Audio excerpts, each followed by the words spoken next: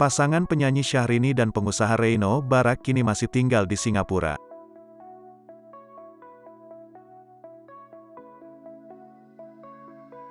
Penyanyi bernama panggung Inces tersebut kerap menghabiskan waktunya untuk berbelanja dengan sang suami.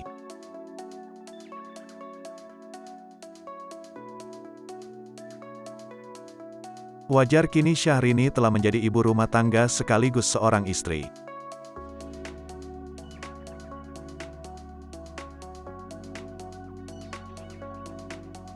Belakangan ini terekam tindakan Syahrini kala berbelanja bahan dapur dengan Reino Barak.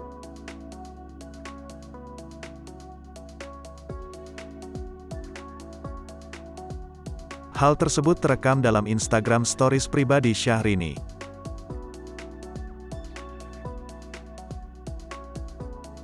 Syahrini merekam insiden jatuhnya barang belanjaan Reino Barak.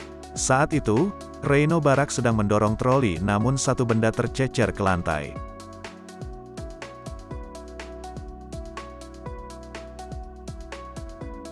Tercecernya barang pembelian Reino Barak sontak memicu reaksi Inces.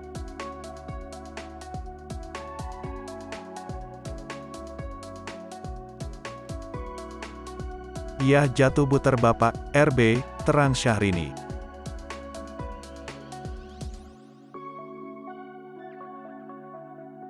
Spontan Syahrini langsung mengambilkan benda tersebut dari lantai.